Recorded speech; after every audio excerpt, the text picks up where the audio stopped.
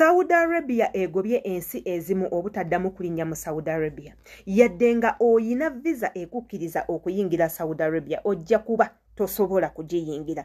Ate nga yadde oli eyo mu ggwanga erya Saudi Arabia nga visa yo ekyaliko okutandika n'ennaku z'omwezi 14 ku nnaku z'omwezi 21 guno omwezi gwennyini bagenda kuba batandika okudipotinga abantu. Waliwo ensi ezimenyeddwa wansi zo nga tezikkirizibwa yadde okusala ku embassy nti bagenda kunona visa babire nga bayingira e Saudi Arabia. Ezenno ensi tugenda kuba tuzoogerako mu butambi buno, twogere n'ensonga lwaki kabaka wa Saudi Arabia yasazeewo okugoba ensi ezo obutaddamu kuyingira mu ggwanga lye eya Saudi Arabia. Yenze Sheila Adita, bw'oba subscribinze ku YouTube channel yange oba okoze ekintu kirungi nnyo, subscribinga, kwata ku notification bell nga buli video yonna gye nteekayo ekutukako bulungi nnyo. Teweerabira ku commentinga, gy'okoma okukomentinga gye tukoma okumanya video ze tukola oba nnungi oba zibatuukako oba tezibatuukako. Wabula ate era gwe naawe ng'omu ku ba committee members era kikkakatako okulekawo comment yo kijja kuba kitukola bulungi.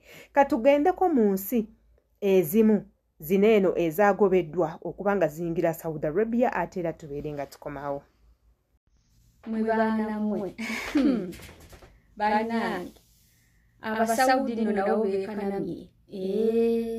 Saudi eyina ensi zeyaganye, ensi ziri 14 zeyaganye okuddamu okulinnya mu nsi yaabwe okutandika nga 13 April nga mu nsi zino mulimu Aba-Ethiopia, Abayindi, mulimu Aba-Bangladeshi, Aba-Indonesia, mulimu Aba-Morocco, mulimu Aba-Egypt, Nigeria nayo teyabuze polisi. Bannanga Aba-Nigeria bayindi nako. Nigeria nayo bagigobye muki mu Saudi. Ensonga eyabagobeseza tebagyogeredde. Era bagambye wadde ng'olina visa ekukkiriza okubeera mu Saudi Arabia naye zituuka nga 13. Kwata ebintu byo tambula ogende. Ekitali ekyo baani no ya myaka 5 gye baba baaningidde mu 5 years. Wana Abapakistani balabyeko.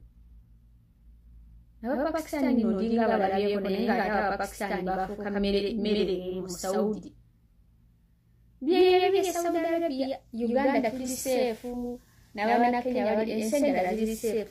Ensi zibadde nga 14 naye Aba-Nigeria tebabuze polisi. Aba-Nigeria bagenda babaninga buli wamu. Abantu abo Baganda bafaabo. Tukuba bagezi nnyo. Katonda yabawa obugezi n'obufere bafere. Kati awo ate Omuwarabu tayagalira ddala mukamusinga magezi. Omuwarabu musiru naye kasita omulaga nti gw'oli mugezi okumusinga oba togenda kusobola kumalako naye. Byebyo nebiri eyo mu Saudi Arabia. Kansuubire nti amawulire ago mwena gaabatuuseeko bulungi naddala abali mu ggwanga lya Saudi Arabia. Amawulire ago mugamanyi gazze gatambula ate era nga gali published ku mitimbagano gyonna. Newoogenda ku Google n'oganoonyerezaako bagenda kubanga bagakuleetera era ogenda kumanya n'ensonga lwaki kino kituuseewo. Katusooke twogere ku nsi ezimu ezaakakasiddwa nti zo tezigenda kuddamu kuteeka kigere mu ggwanga lino erya Saudi Arabia. Tutandike n'ensi eya India. Ensi ya India baagigobedde nno ddala obutaddamu kuyingira mu ggwanga erya Saudi Arabia nga nno kabaka wa Saudi Arabia agamba abo bayitirizza okusosola embeera embi n'ebintuntu ebirala. Era ne baleeta amawanga mu Africa omuli Morocco, Nigeria baagiganye, omuli Angola baagiganye, Bangladesh baagigobye, Aba-Iran babagobye n'ensi endala nnyingi ezaamenyeddwa. Nkugambye nti omukulembeze w'eggwanga lya Saudi Arabia yamenye ensi 14. Tukaddemu? Yamenye ensi 14 obutaddamu kulinnya kigere mu ggwanga erya Saudi Arabia. era nga yadde oyina visa ekukkiriza okuyingira eggwanga erya Saudi Arabia nga wagifuna tebannaba kuteekawo lino tteeka ery'okugoba bano abantu ogenda kubanga tokkirizibwa. Bw'obanga already gano amawulire gazze nga gwe already oli mu ggwanga erya Saudi Arabia bagenda kukudipootinga obeerenga okomawo ku butaka bwo. Olwo nno omukulembeze yayongedde n'agamba n'okugamba ye akooye akavuyo akayitiridde mu nsi ezo. Akooye akavuyo akayitiridde mu nsi ezo. Era n'agamba nti bangi nnyo beeyambisa nnyo eby'okugamba nti bagenda kujja e Saudi Arabia okulambula ennyumba ya Nabbi. Teekako okulambula gye bazaala Nabbi. Kati nno tuba tutegeeza nti baba bazze kukola humura. Ne bagamba nti bazze kukola humura, bazze kuhijja. Era n'agamba nti ekiseera ekyo ekya hijja bwe kinaatuuka era abantu abo ensi ezo tezijja kukkirizibwa oba si ekyo zijja kuteerebwako amaaso amajoji oba eriiso ejjoji olw'ebikolwa byabwe n'ebigendererwa byabwe ebibi eri eggwanga erya Saudi Arabia. Oba tebategeeza nti ensi ezo zonna ze bamenye eringa threat ku ggwanga lyabwe erya Saudi Arabia.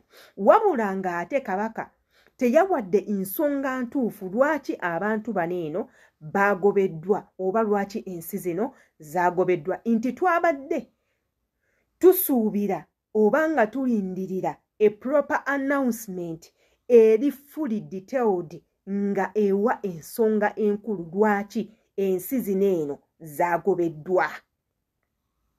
Era nga abantu abamu mu kotsi bagamba omuli ensi za Africa ezimu ezaagaaniddwa nga Nigeria nga bagamba nti waliwo omusango ogwaddizibwa mu ggwanga erya Saudi Arabia naye nga gwaddizibwa ba Nigeria. Kati nno abasajja 3 we baakwatibwa mu ggwanga erya Saudi Arabia mu kibuga ekya Riyadh nga beekyusizza bambadde hijabs, bambadde bulungi nnyo abaya, beekubye ne make-up, ne baleetera abantu okulowooza bataddeko ne tabani, ne baleetera abantu okulowooza nti bakazi.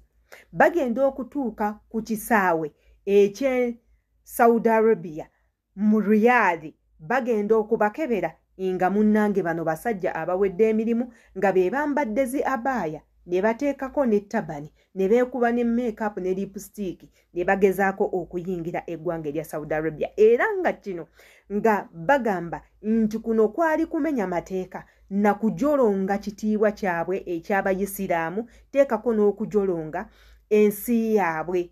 Okwefuulafuula kyotali gubeera musango mu mawanga ag'Abawarabu. Era ne bagamba for them they don't know nti oba abantu abajja bayingira eggwanga erya Saudi Arabia nga beefudde nti bakyala nga bambadde ng'abakyala nti bonna babeera bakyala. Ate nga tujjukire ku bbanga eriyiseeko omwezi ogumu emabega waliwo omuwala housemaid eyabeera mu nnyumba y'Omuwarabu n'afunisa n'omwana we waka olubuto okukizuula okumwambula nga munnange musajja yabadde ew'Omuwarabu omwaka gumu n'ekitundu. Yabadde ew'Omuwarabu omwaka gumu n'emmeka n'ekitundu. Bagenda okukizuula omwana asesema biki, bagenda okumuggyamu engo, bagenda omubuuza olubuto ng'awaayo kadaama omukeberanga musajja. So ebyo byonna byandiviirako ensonga lwaki ensi ezimu zigenda kubanga zigobwa naddala abeeteeka mu ttuluba lino. Yenze Sheila Adita, mbaagala nnyo, twesange mu comment section.